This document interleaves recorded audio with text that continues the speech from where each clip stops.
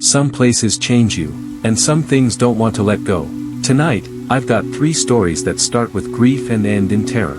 You ever hit something with your car and it felt like the world stopped spinning? Like, right before the impact, everything holds its breath. That's what it felt like for Nora. Middle of nowhere, no other cars, midnight, give or take, cold enough for your breath to crackle in the air. She'd been driving back from her sister's place, up in Kalispell, and she hadn't wanted to stay the night. Something about that house felt too full of people and not enough of the ones she missed. Specifically, 1, her husband, Mark, dead 6 months to the day, cancer, fast and mean. The elk came out of nowhere. 1 second the road was empty, the next there was something the size of a damn sofa standing in the headlights. Antlers like branches from a dead tree. She swerved, not fast enough. The impact spun the car sideways and slammed her shoulder into the driver's door. When she got out, shaking, the elk was lying in the ditch, still breathing, barely, blood in its nose, legs bent wrong, but those eyes, black and bottomless, and watching her. She should have called someone. Game warden, maybe, but instead she did what made sense at the time. She opened the hatch, used an old tarp to slide the thing in. Her car groaned under the weight. She drove home like that, with the elk groaning and wheezing in the back like it was dreaming something terrible. Nora's cabin sat at the edge of the forest, not far from Flathead Lake. It was the kind of place people bought to escape, but she and Mark had lived there year-round. After he died, she hadn't touched much. His boots still by the door, toothbrush still in the holder, shirts folded like he was coming back any minute. She dragged the elk into the shed out back. It took her an hour, using a sled and a garden cart. The animal didn't fight, just looked at her, like it knew something, like it was waiting. She wrapped it in blankets, fed it water from a bowl. In the morning, it was still breathing. In the afternoon, it opened one eye and let out a sound that wasn't quite a grunt. It sounded more like a word, almost. That night, Nora dreamed of Mark. They were back in the cabin, snow falling outside, fire in the stove. He was talking about the elk. He said, "Don't let it stand up. If it stands up, it won't be the same anymore." She woke in a sweat. In the shed, the elk was watching her. When she turned to leave, it made a sound again. This time, she could swear it said, "Nora." She froze, turned back. What? The elk didn't speak again, but its eyes followed her, slow and knowing. Over the next few days, it got stronger. Enough to lift its head, enough to shift its body. The leg was still mangled, but the rest of it looked better, healthy, even. And every night, Nora dreamed of Mark, always warning her, always looking afraid. "I'm not inside the elk," he said one night, "but something else is, something wearing my voice." She started keeping a fire going in the stove, even when she wasn't cold. Started keeping Mark's hunting rifle loaded by the door. She avoided the shed more and more, left the food and water by the door. It dragged the bowls in itself. Once, she found the blankets folded. The next morning, the shed smelled like cedar smoke and pipe tobacco. Like Mark. On the 6th night, the elk stood. Nora was in the shed, changing the water, when she turned and saw it rise. The bones in its leg cracked and reshaped. It took one step, then another. Tall as a man, taller, eyes level with hers. "Nora," it said, clear as a bell. In Mark's voice, "It's cold, let me in." She backed away. "You're not him. I remember your birthday. I remember the lake. I remember what you said the night he died, that you'd give anything to have him back." She shook her head. "That doesn't make you him." It blinked. "I'm not, but I remember him like I was." "Isn't that close enough?" She ran. That night, the elk followed her to the cabin. It didn't break in, just stood outside, watching through the windows. In her dreams, Mark was in the lake, pulling himself out with hands like hooves. "You called it," he said. "It heard you. It came because of what you said." Nora woke to hooves on the porch. She stayed in bed, listening to it circle the house, listening to the old wood creak, listening to the wind hold its breath. She opened the door. The elk was there, steam in the air from its breath. Eyes softer now, sad, almost. It stepped forward, and she didn't move. "Let me be him," it said. "Just for a little while. Let me sit where he sat. Let me hold you." She didn't answer. It moved past her, into the cabin, sat by the fire, lay down like a dog, and she let it. For the next 3 days, she lived with it, talked to it, listened to stories it shouldn't have known. It didn't eat, didn't sleep, just sat, watching, whispering. And at night, it was Mark in her dreams, softer, warmer, smiling again. She knew it wasn't him, but she also knew she needed it. It repaired the broken porch step with its hooves, fixed the leaking faucet. It moved like it remembered what Mark used to do, but its eyes were deeper, hungrier. She left food out in the woods, raw meat. One morning, it was gone. Another morning, she found deer tracks beside it. Not elk, not anything she recognized. On the 10th day, she found blood in the sink. Not her own, something animal. In the shed, she found feathers, bones. The elk came back that night with a rabbit's foot in its mouth. Dropped it by the door. "I need to eat," it said. "I need to stay." She locked the door. It didn't knock, didn't shout, just waited. That night, her dream was silent. No mark, no warnings, just the lake, frozen over. She walked across it. In the center, she saw her reflection. But it wasn't her. It had antlers, and it was smiling. In the morning, the elk was gone. Only footprints in the snow. Long, strange ones, leading into the woods. She followed. Miles deep, she found it. Half changed, half man, half elk. Its antlers gone. Its mouth shaped like a scream, or a prayer. "I'm not him," it said one last time, "but you made me close." She raised the rifle, but she couldn't pull the trigger. Now, she walks the woods, looking for it, or maybe hoping not to find it. She leaves offerings, apples, salt, bones. The things Mark used to say the old stories warned about. In the mornings, she sometimes wakes with fur on her pillow. And sometimes, in the mirror, she sees antlers in the steam. When people ask why she never moved on, why she lives alone out there, she says, "He's still here, somewhere." And maybe, in a way, she is too.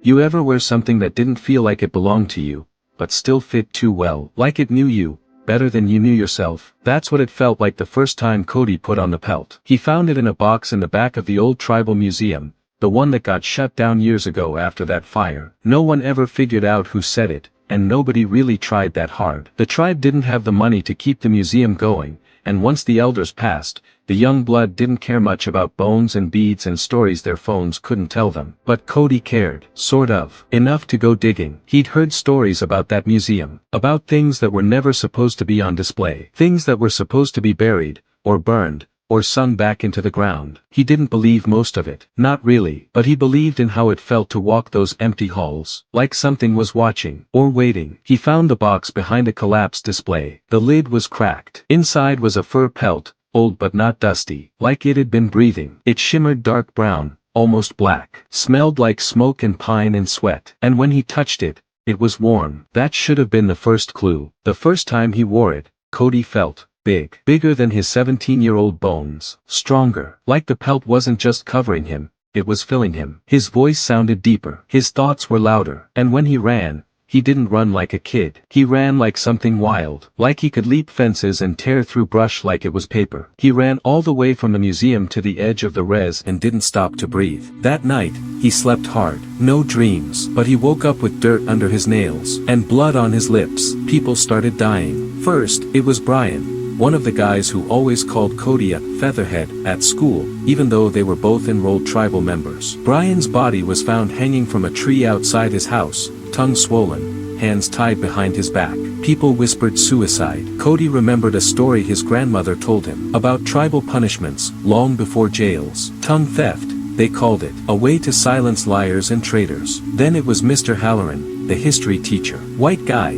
but the kind who thought learning a few words in Salish made him an honorary elder. He used to take kids to the museum back when it was open, poke fun at the masks, say things like quaint rituals. He was found staked to the ground in the woods, throat slit, belly open. Cody looked it up. Blood offerings, a punishment for desecrating sacred spaces. He started to wonder, not believe, not yet, but wonder. He checked the pelt. It was cleaner than it should have been, like it shed the blood, but kept the memory. He tried not to wear it again, hid it in his closet, tried to live normal, go to class, flirt with Janine Thomas, keep his head down. But every time he closed his eyes, he heard it calling, not in words, in hunger. He gave in the third night, slipped the pelt over his shoulders and felt everything rush back, power, silence, the cold clear thrill of being more than himself. He woke up in the old mission church, naked, shivering, smelling like ash. The altar was broken, the cross burned black. A stray dog was dead by the door,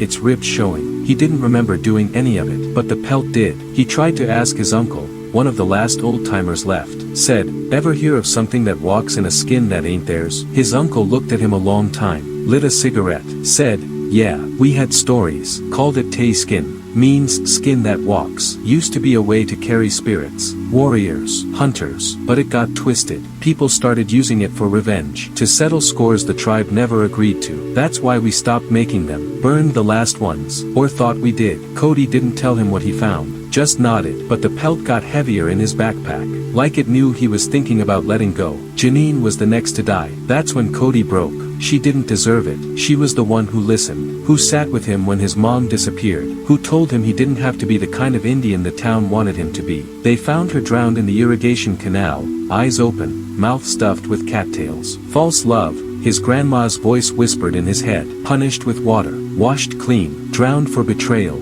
He screamed, tore the pelt from the closet, drove out to the lake, but he couldn't burn it. The flames wouldn't catch. The smoke circled and laughed, and then it spoke. You needed me, you still do. I only give what they earned. I only carry the justice you never had. He threw it in the lake, watched it sink, felt it wrap around his chest even underwater. He dove in after it. They found him a day later, naked, coughing up mud, bleeding from his feet. He didn't remember how he got back, but the pelt was gone, or so he thought. Now, sometimes, when he walks alone, he hears hooves behind him. When he looks in the mirror, his eyes flash amber. He doesn't remember what he did during some nights, but people keep dying. People who mock the tribe, who steal the old ways and wear them like costumes. And sometimes, just sometimes, he dreams of running through trees, a skin over his back, and his heart beating like a drum. And in those dreams, he smiles. Because justice doesn't always knock. Sometimes it walks, in skin not its own. You ever carry a hole in your life? Not something you can touch, something that eats from the inside. My brother Tommy vanished when we were 15. One minute he was behind me on the trail, arguing about whose turn it was to carry the backpack, and the next, silence. I turned around, and he was gone. No scream, no rustle, just gone. We were camping in the Bitterroots, just us two, like Dad used to do before he left. The cops thought I was lying. Mom cried until her face cracked. Search dogs caught nothing. They called it a cold case, like the woods just ate him. And maybe they did. I spent 20 years carrying that hole. Never left Montana. Took a job with search and rescue, like maybe I could trade enough lives to buy my brother back.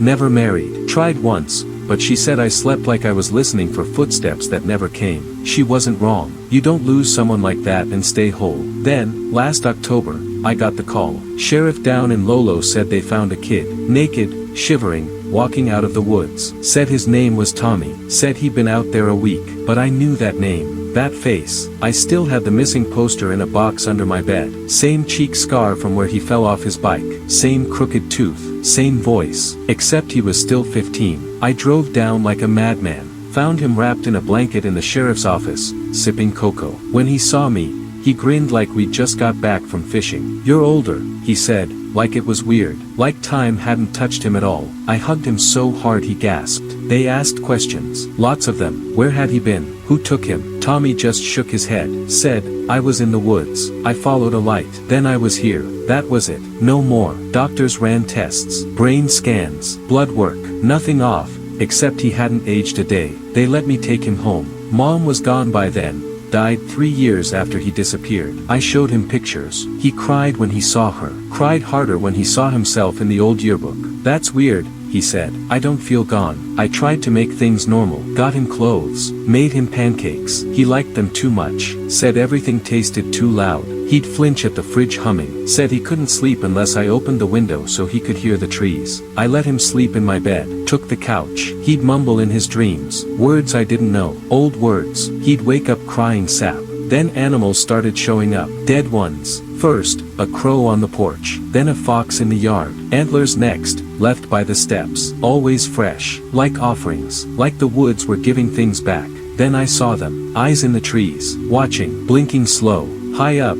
Too high for anything that should be watching. One night, I stepped out to smoke and saw them all around the house. Dozens. Yellow and still. Tommy said, they're waiting. For what? He didn't answer. He got stranger after that. Would vanish for hours. Come back smelling like moss and river water. He stopped eating. Just drank rainwater. Stopped using the toilet. One night I caught him standing in the backyard with his face to the sky, arms open, humming in a voice that wasn't his. I followed him once, into the woods, quiet as I could. He didn't wear shoes anymore, moved like smoke. He stopped at a clearing I didn't know was there. Old stones circled it, things carved on them, words older than English. I hid behind a log and watched him kneel. The trees bent in, not wind, bent, like they were listening. He whispered something, the ground rippled, and something whispered back. I ran. The next day, he looked older, a wrinkle near his eye, a streak of gray in his hair. I asked what he gave them. Time, he said. Some of mine, some of yours. I felt sick for days after. My hands shook. I started forgetting things,